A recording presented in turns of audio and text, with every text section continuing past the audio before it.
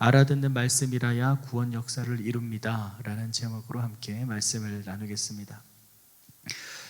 우리가 계속해서 고린도전서를 통해서 사도 바울이 고린도 교회를 향한, 그들을 향한 그의 사랑을 확인할 수 있습니다.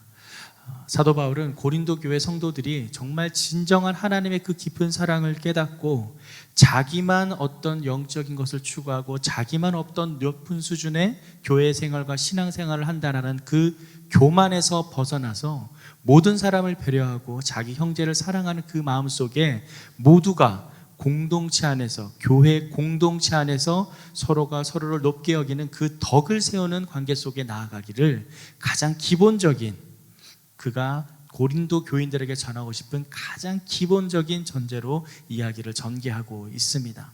그 가운데 오늘은 그 방언의 기도, 방언을 통해서 기도하는 모습에 대해서 사도 바울은 고린도 교인들에게 권면하는 말씀을 다루고 있습니다. 어제 말씀에서 계속 살펴보았던 것처럼 방언을 해야 하는 이유, 방언을 말하는 것 되게 중요하다, 또 예언도 해야 된다, 우리는 살펴보았습니다. 그런데 그 방언을 하기 위해서는 반드시 통역을 해야 된다라는 것까지도 우리는 살펴보았습니다.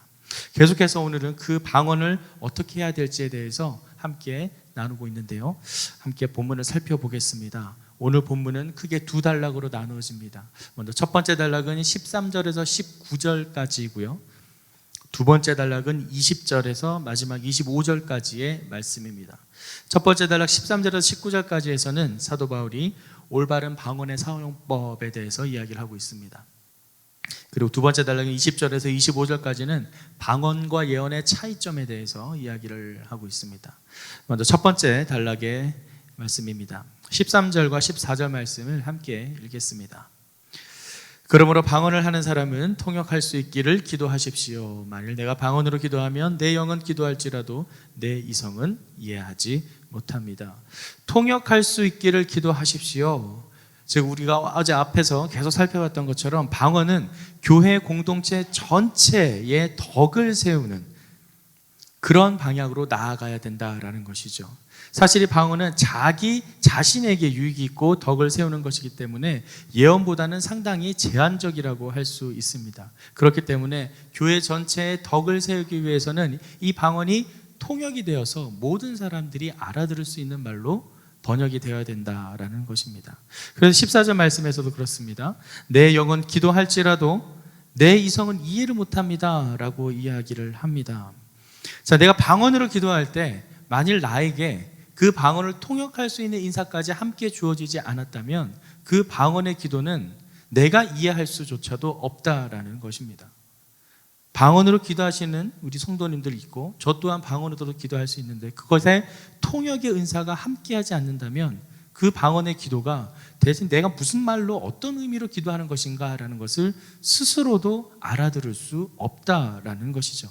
그래서 여기서 지금 사도 바울은 내 영 그리고 내 이성이라는 표현을 사용함으로써 그 영과 이성 사이에 어떤 기능상의 차이점이 있다라는 것을 밝히고 있습니다. 어떤 차이인가? 자, 바울은 방언의 기도 주체를 나의 영으로 이야기를 합니다.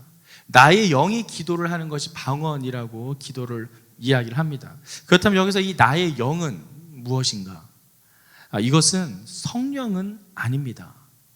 성령은 아닙니다. 이 나의 영이라고 했을 때. 또한 심리학에서 말하는 어떤 자기 존재의 일부이거나 자신의 마음과 대비되는 어떤 비이성적인 그런 영역에 있는 것도 결코 아닙니다. 우리는 이 영을 잘 구분을 해야 되는데요. 15절 말씀을 먼저 한번 읽어보도록 하겠습니다. 15절 말씀. 그러면 어떻게 해야 하겠습니까? 나는 영으로 기도하고 또한 이성으로 기도할 것입니다. 내가 영으로 찬미하고 또한 이성으로 찬미할 것입니다.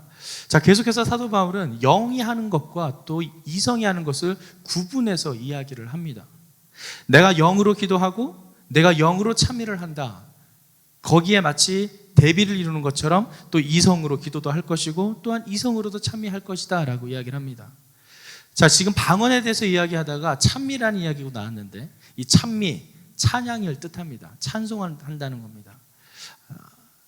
아마도 그 당시 고린도 교회에 방언으로 기도하는 사람들 뿐만 아니라 이 방언으로 같은 어떤 찬양을 통해서 그러한 찬미를 하는 사람들도 있었다라고 볼 수 있습니다. 그래서 사도 바울은 그 사람들을 의식해서 지금 방언으로 영으로 말하는 기도하는 것뿐만 아니라 영으로도 찬미하는 것까지 이야기를 합니다. 그럼 영의 찬미, 마음의 찬미, 이성의 찬미, 무슨 차이가 있는가?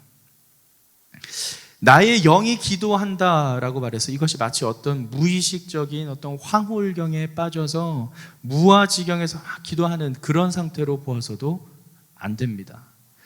방언 기도를 해도 나의 의식은 여전히 살아있어서 내가 그러한 기도를 하고 있다라는 것을 알고 있기 때문이죠. 여러분도 방언을 기도해 보셨잖아요. 방언 기도할 때 나의 의식이 사라집니까? 사라지지 않습니다. 내가 방언으로 기도하고 있다는 것을 나도 알고는 있습니다. 문제는 그 방언으로 말하는 것이 통변의 은사가 없을 때, 통역하는 은사가 없을 때는 무슨 말인지 알아듣지 못할 뿐입니다.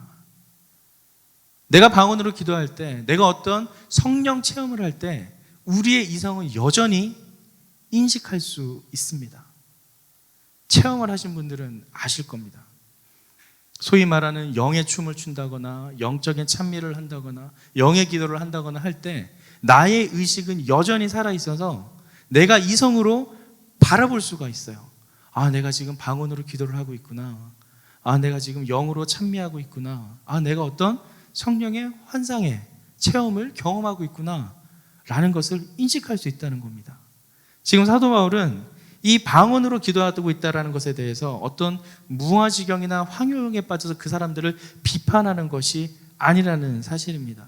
이러한 영, 이성적인 기도, 마음의 기도를 이해하기 위해서는 먼저 사도 바울이 바라보는 인간관을 좀 이해할 필요가 있는데요. 사도 바울은 인간을 기본적으로 영혼과 육체가 함께 어우러져 있는 통합적인 존재로 이해를 하고 있습니다. 이 영과 마음과 영혼과 육체가 함께 어우러져 통합적이다라는 것은 인간의 상태를 언급하면서 육적이다 또는 또 영적이다 이런 표현으로 이해를 한다는 겁니다. 사실 성경에 기록된 사도 바울의 서신서에 기록된 영으로 이야기하고 있는 사도 바울의 표현을 그냥 영으로 이해한다기보다는 영적이다라고 풀어서 해석을 하면 좀 더 이해하기가 쉽습니다. 무슨 뜻인가 하면 사도 바울은 인간의 상태를 언급하면서 육적이다라고 말할 때는 그 상태가 죄성을 지니고 있는 전인적인 인간을 의미하는 것이고요. 또 영적이다라고 할 때는 하나님의 은총 아래에 있는 전인적인 존재를 표현하고 있다라는 것입니다. 즉 영적이다, 육적이다라고 말할 때 이것은 인간의 어떤 구성 요소를 이야기하는 게 아니라는 거예요. 마치 아까 전에 우리가 읽었던 것처럼 나는 영으로 기도하고 또한 이성으로 기도할 것이다라고 했을 때 내 영이 내 몸을 구성하는 어떤 일부분에 있다라고 생각을 하게 되면 이제 헷갈리기 시작합니다. 영이 내 몸에 어디에 있을까요? 여기 있나요? 여기 있나요? 어디 횡격막 근처 그쪽에 어딘가에 있을까요? 그렇게 우리 몸의 일부를 구성하는 구성 요소로 보지 않았다는 겁니다. 이 영을 이해할 때 이 영적이다라고 이해를 하는 게 좀 더 바울이 이해하는 영에 대해서 쉽게 접근할 수가 있습니다. 지금 여기서 말하는 영으로 기도한다라는 것도 마찬가지입니다. 창세기에서 하나님께서 사람을 창조하실 때 독특한 방법으로 창조를 하셨습니다. 제가 퀴즈를 하나 낼게요. 사람과 동물의 차이점이 뭘까요? 그럼 사람과 동물의 공통점은 뭘까요? 대부분 이성에 대해서 말하고 또 뭐 본성에 대해서 본능 이렇게 이야기를 하는데요. 사람과 동물의 먼저 공통점. 사람은 뭘로 만들어졌죠? 흙으로 만들어졌습니다. 그럼 동물은 뭘로 만들어졌죠? 할렐루야. 아시는 분이 계시네요. 흙으로 만들어졌습니다. 창세기 2장 7절에 하나님께서 흙으로 사람을 빚으셨다고 되어 있고요. 또한 연결해서 2장 19절에 흙으로 각종 들짐승과 공중의 각종 새들을 지으시고라고 되어 있습니다. 흙으로 지었습니다. 동물도 흙으로 지었고요. 사람도 흙으로 지었습니다. 동일한 공통점이 있어요. 그럼 차이점은 뭘까요? 이성이 있다? 가장 중요한 차이점이 있어요. 창세기 1장 27절에 보면 하나님께서는 남자와 여자를 창조하실 때 그냥 창조하지 않으시고 하나님의 형상대로 창조를 하셨습니다. 그런데 동물을 지을 때는 종류대로 창조하십니다. 즉 하나님이 창조하시는 그 생명체 중에서 하나님의 형상을 닮은 생명체는 누구밖에 없다? 사람밖에 없다라는 겁니다. 동물에는 하나님의 형상이 없습니다. 그들은 단지 종류대로 창조되었을 뿐입니다. 동일하게 사람과 동물이 흙이라는 재료로 창조되었지만 그 흙의 재료에 창조된 동물 속에는 하나님의 형상이 없습니다. 그래서 사람들이 대부분 좀 헷갈려하는 게 찬양 가사에도 나와 있는 말씀이 있죠. 흙으로 사람을 지으사 그 코에 생기를 불어넣으신 주 하나님, 그렇게 창조하셨어요. 그만큼 그 표현은 하나님께서 동물도 동일하게 창조를 했지만 사람은 그 지어지는 과정 하나하나를 손수 직접 세밀하게 만드셨다라는 것을 표현한 것입니다. 그런데 거기에서 우리가 착각을 하게 만드는 것이 코에 하나님의 생기를 불어넣어서 그 생기가 마치 하나님의 생령이 된지라라고 번역되는 바람에 뭔가 대단한 하나님과의 소통되는 돌파구가 마치 영으로 만들어졌다라는 착각을 일으키게 만드는데요, 사실 그렇지 않습니다.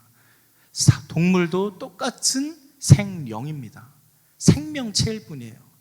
거기에서 번역된 히브리 원어의 의미를 보면은 단지 그 호흡을 담고 있는 집 같은 존재가 이 생령이에요. 생명체라는 뜻이에요. 그게 인간도 동일하다는 겁니다. 그런데 그 동물과 인간을 나누는 것이 무엇인가? 바로 하나님의 형상대로 되었는가 아니면 종류대로 되었는가, 그 차이입니다. 이것이 매우 중요합니다. 그래서 우리가 하나님의 형상대로 지음받은 그 모습을 그대로 따라가 살아간다면 그것이 영적인 삶입니다. 그런데 그 하나님의 형상대로 지음받은 그 모습대로 살아가지 않고 하나님의 형상을 벗어버리고 그저 종류대로 살아가는 동물과 동일하게 살아갈 때 그것은 육적으로 된다라는 겁니다. 이 영적이다 육적이다라는 차이가 거기에 있습니다. 로마서 8장 16절에는 이런 말씀이 있는데요, 로마서 8장 16절 말씀을 제가 읽어드리겠습니다. 성령이 친히 우리의 영과 더불어 우리가 하나님의 자녀인 것을 증언하시나니 성령이 친히 우리의 영과 더불어 한다고 합니다. 제가 아까 말씀드린 것처럼 이 영이라는 것이 성령이 아니라는 거예요. 성령이 지금 우리 안에 이 영과 더불어서 하나님의 그 창조 작업을 가장 잘 완수할 수 있도록, 통합적인 관계가 완전히 이루어질 수 있도록 우리의 영을 돕는다라는 사실입니다. 다시 말해서 하나님께 창조받은 인간은 이 동물적인 속성 외에 그 속성을 초월할 수 있는 어떤 특징을 지니고 있다라는 것인데, 그런데 그 특징이 단지 인간의 어떤 노력과 의지로 되는 것이 아니라 방금 우리가 읽었던 8장 16절 말씀처럼 성령님의 도우심이 반드시 필요하다라는 것입니다. 내 스스로 하나님의 형상을 회복하겠다라는 것이 불가능하다는 겁니다. 내 힘으로 그것을 이루겠다는 것이 불가능하다라는 것입니다. 그래서 우리는 하나님의 형상대로 지음받았기 때문에 그 초월성을 육체 안에서 실현시키기 위해서는 반드시 이 성령님의 개입이 필요하다라는 것이죠. 그래서 사도 바울은 성령에 의해서 자기 완성을 이루어가는 육체를 바로 영적인 사람이다라고 합니다. 그것이 우리가 죽을 때까지 걸어가야 할 성화의 과정이기도 합니다. 또한 사도 바울이 내가 매일 죽노라라고 고백했던 그 과정이기도 합니다. 이것이 다 엮여져 있습니다. 단순히 영, 혼 뭐 이런 식으로 구분을 해서 이분법적인 사고방식으로 육체다, 영혼이다 뭐 이런 식의 구분이 아니라는 겁니다. 영적으로 살아가는 것, 하나님의 형상대로 살아가는 삶, 그것은 내 노력으로 이루어지는 것이 아니라 하나님의 성령님의 개입으로 그 도움으로 말미암아 이루어져 나간다는 사실, 그게 영으로 기도한다라는 의미입니다. 그래서 영적으로 기도한다, 이것은 하나님의 형상대로 지음받은 모습으로 전인격적으로 하나님 앞에 나아간다라는 겁니다.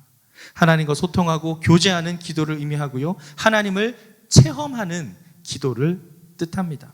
즉 방언 기도는 그러한 기도, 영의 기도의 한 예일 뿐이에요. 한 가지의 예입니다. 하지만 그 방언 기도가 통역의 은사가 없다면 전혀 알아들을 수 없다라는 것입니다. 그래서 사도 바울은 통역의 은사가 없는 그 방언은 교회의 덕이 되지 않는다. 교회의 덕이 되지 않기 때문에 통역할 것을 이야기를 합니다. 그래서 16절에 이어서 계속 19절까지 그러한 기도를 했을 때 내가 아멘이라고 할 수 있겠는가? 또 다른 사람들도 그런 감사가 도움이 되지 못할 것이다. 그렇기 때문에 어떻게 하는 것이 좋다? 방언으로 1만 마디를 하는 것보다 내가 깨달은 그 이성으로 5마디 말하는 것이 훨씬 더 낫다라는 것입니다. 방언이 필요 없다라는 것이 아닙니다. 방언은 영의 기도입니다. 확실히 성령에게 사로잡혀서 하나님과의 직접적인 소통을 할 수 있는 기도입니다. 하지만 통변의 은사가 없을 때 그것은 우리가 알아들을 수 없기 때문에 교회 전체에 덕을 끼치지 못한다는 것을 이야기하고 있습니다. 사도 바울이 계속해서 이렇게 이야기하는 것은 제가 초반부에 말씀드린 것처럼 교회 전체에, 고린도 교회 전체 성도들에게 덕을 세우는 것이 무엇인지, 그리고 진정 그들에게 그리스도의 사랑으로 교회의 공동체를 이루어가는 것이 무엇인지를 전하고자 하는 사도 바울의 마음이 담겨 있기 때문입니다. 사도 바울은 방언을 금하는 것이 아닙니다.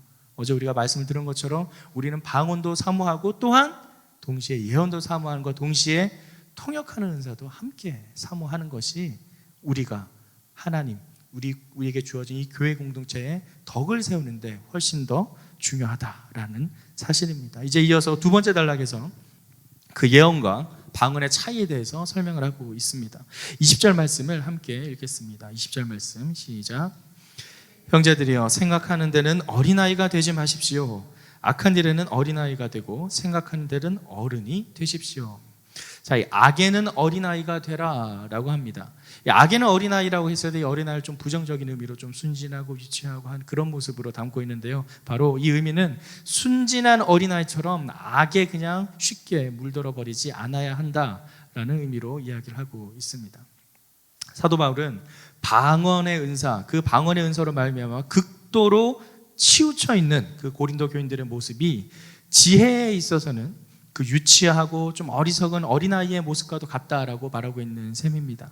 지금 생각하는 데는 어린이 되십시오라고 했을 때 이 생각하는 데가 개역 개정 번역에서는 원래 지혜라고 번역이 되어 있습니다.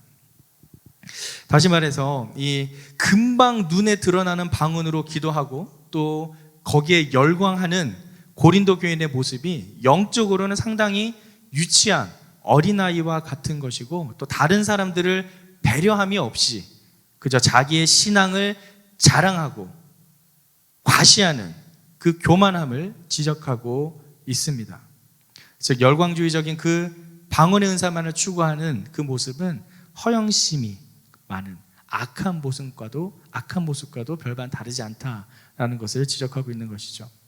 그리고 뒷부분에 보면은 생각하는 데는 어른이 되라라고 이야기를 합니다. 여기서 생각하는 데는 아까 말씀드린 것처럼 지혜라고 개적에는 번역했는데요, 사실 이 지혜라는 단어는 성경에서는 거의 소피아라는 헬라어 원어를 사용하고 있습니다. 그런데 여기서는 소피아가 아니라 프레신이라는 다른 단어를 사용하고 있는데요, 이 프레신은 사람의 그 가슴 속에 있는 심장과 폐를 둘러싼 어떤 횡격막을 뜻합니다. 이게 원래의 이 프레신이라는 원어의 의미입니다. 왜 그렇게 생각했냐면 당시 헬라 시대의 사람들은 그 횡격막 쪽에 뭔가 사람의 깊고 성숙한 의식이 그쪽에 있다라고 생각을 했대요. 그래서 그 프레신이라는 단어를 씀으로 해서 지금 사도 바울은 표현하고자 하는 것이 정말 거기에 있는 그 프레신을 말하는 게 아니라 좀 더 생각과 깨달음에 있어서의 성숙된 모습을 뜻하고 있습니다. 그래서 지혜로 번역을 해도 크게 무리는 없습니다. 그래서 그 생각하는데 뭔가 생각과 깨달음의 깊은 성숙에 있는 거기에 대해서는 어떻게 하라고요? 어른이 되라고 이야기를 합니다. 그런데 여기서 이 어른이 된다라고 할 때 그 원어도 어떤 의미가 있느냐, 목표를 향해 나아간다, 목표를 향해 다다른다라는 뜻을 지니고 있습니다. 그렇게 볼 때 이 생각하는데 어른이 되라라는 의미를 총체적으로 볼 때는 자신의 방언의 은사에만 집중하고 있는 그 고린도 교인들에게 교회 공동체를 위해서 교회의 덕이라는 그 목표 지점을 향해 계속 성숙해 나아가야 된다라는 것을 이야기하고 있습니다. 즉 어린아이처럼 너희들이 좋아하는 그 방언 기도에만 빠져서 자신의 신앙적인 어떤 영적 수준을 과시하고 자랑하는 데만 멈춰 있지 말고 생각하는데 어린이 되라는 것처럼 전체적인 교회 공동체에 덕을 끼치는 그러한 깊고 성숙한 깨달음의 그런 자리로 계속해서 나아가라 라고 권면하고 있는 것이죠. 이어서 구약 말씀을 인용하면서 이야기를 하는데요, 21절과 22절 말씀 함께 읽도록 하겠습니다. 21절 22절 시작. 율법에 기록되기를 내가 방언을 말하는 사람들의 혀와 외국 사람의 입술을 통해 이 백성에게 말할지라도 그들은 내 말을 듣지 않을 것이다 라고 했습니다. 그러므로 방언은 믿는 사람을 위한 것이 아니라 오직 믿지 않는 사람을 위한 표적이며 예언은 믿지 않는 사람들을 위한 것이 아니라 믿는 사람들을 위한 것입니다. 21절 말씀은 이사야 말씀을 인용하는 것입니다. 이사야 말씀에 내가 방언을 말하는 사람들의 혀와 외국 사람의 입술을 통해 이 백성에 말할지라도 그들은 내 말을 듣지 않을 것이다 라는 이야기를 하고 있는 이사야의 본문이 기록되어 있는데요, 그 배경이 있습니다.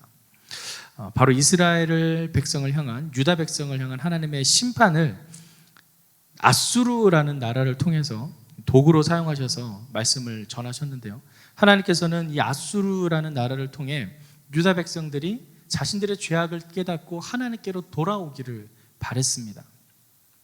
바로 하나님께서는 그 유다 백성을 향한 심판의 말씀을 침략자들의 소리를 통해서 전하셨는데 유다 백성들은 그것을 알아듣지 못했다라는 것이죠. 그리고 다시 말해서 침략자 아수르가 사용하는 그 이방 언어, 방언이 곧 하나님의 심판을 뜻함에도 불구하고 그 방언을 자신들의 심판에 대한 경고로 받아들이지 않았다라는 그런 배경이 있습니다. 마찬가지로 지금 그러한 배경에 의해서 말했던 이사야의 그 말씀을 인용을 하면서 지금 사도 바울은 고린도 교인들도 마찬가지로 여러분들이 그 다른 사람들에게 그렇게 방언으로 말을 하게 되면 그 사람들은 알아듣지 못할 것이다 라는 것을 이야기하고 있는 것입니다. 또한 유다 백성들이 그 아수르의 방언을 통해서 하나님께 돌아가지 않고 오히려 심판을 경험한 것처럼 너희 고린도 교인들도 지금 계속 벌어지고 있는 그 상황 속에 그러한 방언 역시 교회에 아무런 유익과 덕이 없을 뿐만 아니라 더 나아가서는 유다 백성이 멸망한 것처럼 심판을 받은 것처럼 좋지 않은 결과를 가져올 수도 있다라는 경고성의 의미도 포함되어 있습니다. 당시 고린도 교인들은 하나님으로부터 받은 그 선물인 방언을 바르게 사용하지 않았던 것이죠. 어떻게 사용했다고요? 바로 자신의 영적인 어떤 신앙적인 수준을 자랑하고 과시하는 대로만 사용했던 것입니다. 즉 하나님의 선물인 그 방언을 저주의 도구로 전락시켜 버렸습니다. 사실 이 방언은 상당히 하나님의 은총의 선물입니다. 다들 아시는 것처럼 오순절 성령 감림절 때 방언의 그 역사는 예수 그리스도의 복음을 전파하기 위한 하나님의 초월적인 은사였습니다. 그 마가 다락방에 있었던 사건을 보고 각지에서 온 이방 사람들이 자신의 언어로 말해지는 그 복음의 소리를 듣고 깜짝 놀랍니다. 어떻게 이러한 일이 일어날 수 있느냐, 저 사람들이 우리나라 사람도 아닌데 어떻게 우리의 말을 하느냐 하면서 예수 그리스도의 복음을 전파하는데 사용되었던 것이 방언입니다. 그것이 방언의 본래 목적이라고 할 수 있습니다. 그런데 지금 고린도 교회는 그렇게 예수 그리스도의 복음을 전하는 목적으로 사용되어야 할 방언을 그저 자신의 신앙을 과시하는 용도로만 사용하고 있고, 너 방언 못해? 이것도 못 알아들어? 이런 기도도 못해라면서 깔보는 그런 지경에 이른 것이죠. 그러한 교만에 빠져있는 고린도 교인들에게 사도 바울은 지금 그러한 방언이 아주 그릇되고 잘못되었다라는 것을 지적하고 있는 것입니다. 그래서 그 방언과 예언의 차이를 이제 23절과 25절에서 이야기를 하는데요, 23절, 25절 말씀을 함께 읽도록 하겠습니다. 시작. 그러므로 만일 온 교회가 모여 모두 방언으로 말한다면 은사를 받지 못한 사람들이나 믿지 않는 사람들이 들어와서 듣고 여러분에게 미쳤다고 하지 않겠습니까? 그러나 만일 모두가 예언을 하면 믿지 않는 사람들이나 은사를 받지 못한 사람들이 들어와서 듣고는 모든 사람에게 의해 잘못을 질책받고 심판을 받아 그 마음속 숨은 것들이 드러나게 됩니다. 그래서 그들은 엎드려 하나님을 경배하며 참으로 하나님께서는 여러분 가운데 계십니다 라고 인정할 것입니다. 자, 두 군데 한번 밑줄을 그어볼 건데요, 23절 마지막 부분에 미쳤다고 하지 않겠습니까? 밑줄을 걷고요.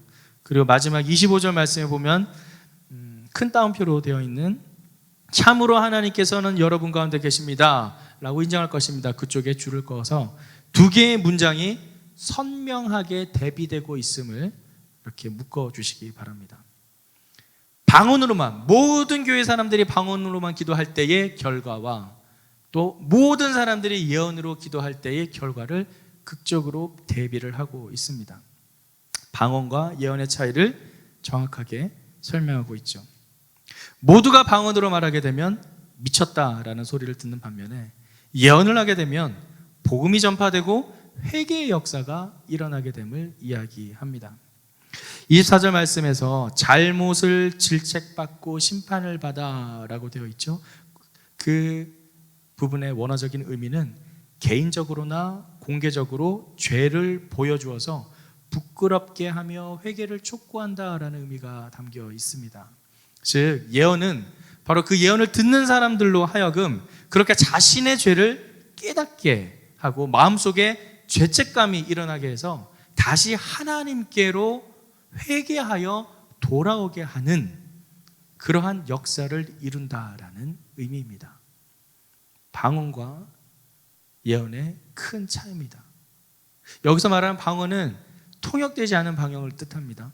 모든 방언이 그렇다는 게 아니고요, 통역을 해서 그 방언의 의미를 알아듣게 되면 그것은 모든 교회의 덕이 되겠죠. 하지만 통변되지 아니하고 자기 혼자 신앙을 과시하기 위해서 이야기하는 그런 방언, 덕이 되지 못한다라는 사실입니다. 방언이 나쁘다는 것이 아닙니다. 방언을 대하는 우리의 태도가 문제입니다. 오래전에 저희 아버지와 제 동생이 방언 기도를 받기 위해서 수련회를 간 적이 있었습니다. 그 수련회에서 3박 4일 기도회를 하면서 그때 그 수련회를 인도하시는 목사님을 따라서 방언을 훈련받았다라고 해요. 그러니까 아버지는 원래 방언을 하셨고 또 동생은 이제 방언 기도를 받기 위해서 열심히 그 훈련의 과정을 따라갔습니다. 그 얘기를 들었어요. 그때 다녀와서 동생한테 이야기를 들었습니다. 어땠냐? 좋았냐? 웃더라고요. 웃어요. 막 웃더니 형 사실 이랬어 라면서 이야기를 해줍니다. 3박 4일이었는데요 첫째 날, 둘째 날 계속해서 기도 훈련을 받아도 내 동생이 방언을 하지 않았어요. 그랬더니 그 아버지가 담당 목사님과 상담하면서 그 심각성을 이야기를 하는 거예요. 아직까지도 이 아드님이 방언을 받지 못한 것은 어떤 심각한 문제가 있는 것처럼 이야기를 해서 계속해서 목사님이 제 동생을 찾아오면서 방언 받았냐, 방언 받았냐 계속 물어보시는 거예요.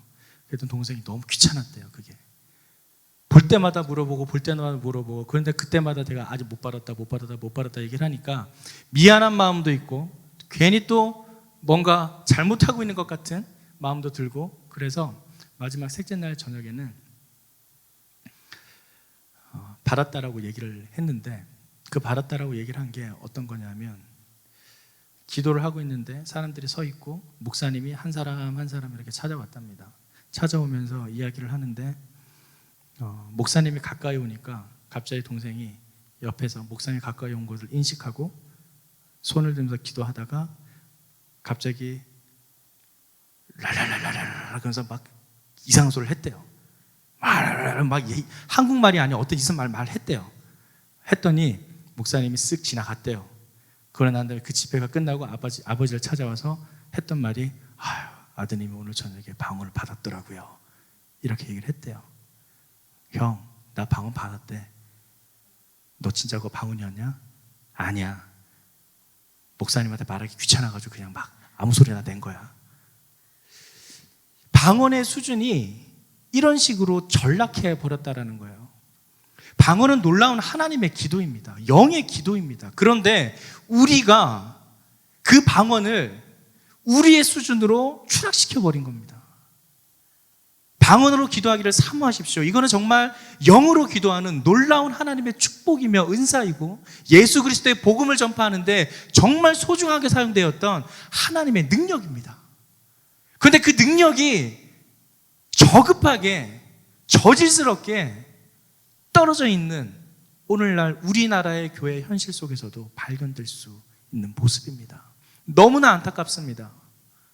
방언이 그런 기도가 아니에요. 그런데 방언을 사람들이 너무나 마음대로 사용함으로 말미암아 그 놀라운 은혜와 축복의 그 은사가 사람들에 의해서 농락되어 버리는 그저 웃고 마는 그런 조크처럼 농담처럼 지나가 버리는 그런 수준으로 떨어졌다라는 사실입니다. 정말 통탄하지 않을 수 없습니다. 사랑하는 성도 여러분, 방언하기를 사모하십시오. 하지만 동시에 통변하기를 사모하십시오.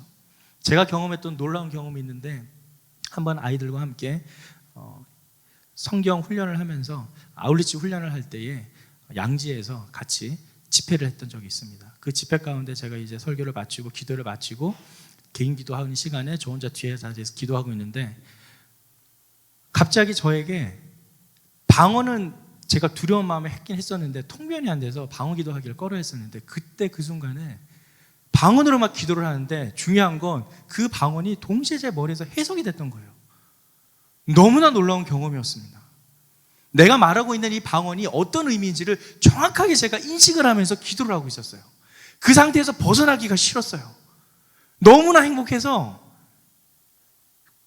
적게자보다 1시간 넘게 저 혼자 그렇게 앉아 있었는데 집회가 거의 끝날 때 무렵이었기 때문에 다른 아이들은 이제 집회 끝나고 정리하고 이제 피자 도착하고 막 먹을 거 나와서 향기 나고 다 그러고 주위에서 이제 다 이제 끝나는 분위기였어요. 근데 저는 그 기도가 놓치기가 싫어서 계속 그 자리에서 혼자 기도를 하고 있는 거예요.